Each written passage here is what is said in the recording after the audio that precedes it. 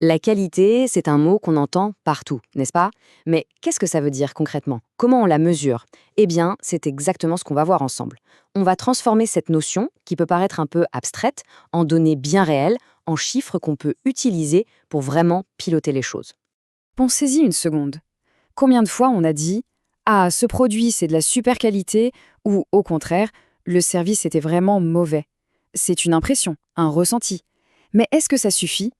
Dans le monde de l'entreprise, se fier uniquement à des impressions, ce n'est juste pas possible si on veut être performant.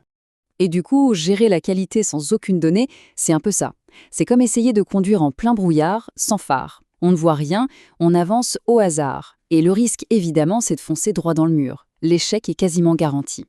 Alors, la grande question, c'est comment on fait pour allumer les phares? Comment on dissipe ce brouillard? La réponse, elle tient en quelques mots, la qualité en chiffres. L'idée, c'est de passer du subjectif, de l'impression, à de l'objectif, de l'abstrait au concret. Bon, alors, allons-y. Le défi, c'est de réussir à mesurer ce qui semble immesurable. Et pour ça, on a des alliés de taille, les outils quantitatifs. Ce sont eux qui vont nous permettre de traduire nos ambitions en indicateurs clairs, nets et précis. Ok, mais concrètement, à quoi ils servent ces outils? C'est simple. Premièrement, ils permettent de savoir si un processus fonctionne bien. Est-ce qu'on est performant? Deuxièmement, ils nous aident à compter les erreurs, à quantifier les fameuses non-conformités. Et troisièmement, point super important, ils nous disent si les solutions qu'on met en place marchent vraiment. C'est le socle de toute amélioration.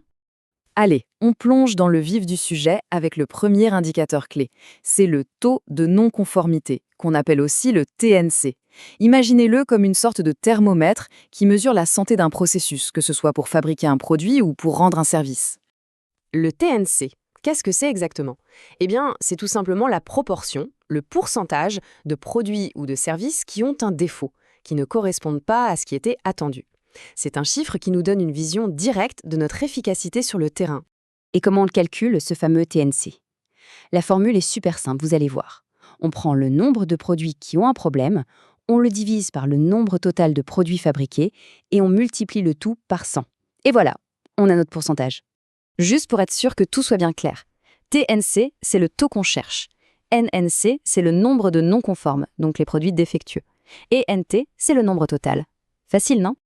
Ok, un petit exemple pour que ça parle. Imaginons une usine qui fabrique 1000 pièces. Si 50 d'entre elles ont un défaut, on fait le calcul. 50 divisé par 1000, multiplié par 100, ça nous donne un TNC de 5%. Et attention, ça ne s'applique pas qu'à l'industrie. Dans un centre d'appel, sur 1000 conversations, si 50 n'ont pas suivi la procédure, eh bien le TNC est aussi de 5%. D'un coup, la qualité n'est plus une impression, c'est un chiffre. Mais le plus important, ce n'est pas le chiffre en lui-même, c'est ce qu'il nous dit. Un TNC qui grimpe, ce n'est pas juste une statistique dans un tableau de bord. C'est une sirène d'alarme qui hurle et il y a un problème dans le système. Ça nous oblige à réagir et pas demain. Ok, on a vu le TNC qui mesure les défauts. Maintenant, parlons d'argent. Parce que oui, la mauvaise qualité, ça coûte cher, très cher. C'est ce qu'on va mesurer avec notre deuxième indicateur, le coût de la non-qualité, le CNQ. Le CNQ, pour faire simple, c'est la facture de toutes nos erreurs. C'est le coût de tout ce qui n'a pas été fait correctement du premier coup. Pensez-y comme le prix caché de chaque défaut. C'est un indicateur super stratégique car il fait le pont entre la qualité et les résultats financiers de l'entreprise. Et pour le calculer, encore une fois, la formule est on ne peut plus directe. Le CNQ, c'est simplement l'addition de deux choses, les coûts internes et les coûts externes. La différence entre les deux, elle est cruciale. Les coûts internes, c'est tout ce qu'on attrape avant que ça sorte de chez nous. Les produits qu'on jette, les pièces à retoucher, le temps perdu à refaire. Et puis il y a les coûts externes. Et là, c'est beaucoup plus grave. C'est quand le client découvre le problème. Les retours, les réclamations, les pénalités à payer, sans parler des dégâts sur la réputation. Et ça coûte une fortune.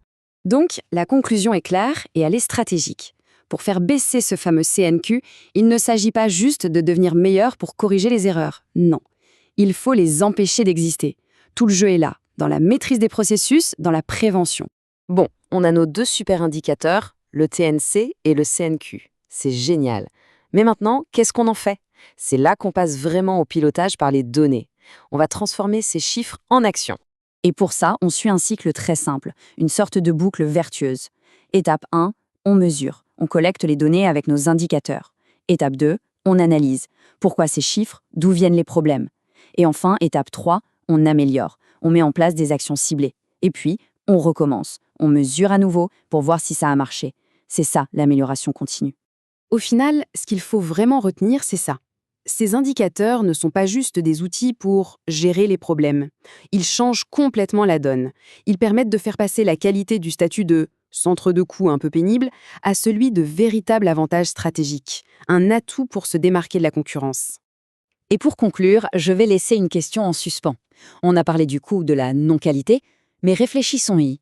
Et si, en fin de compte, le coût le plus exorbitant, le plus dangereux pour une entreprise, c'était tout simplement de ne rien mesurer du tout?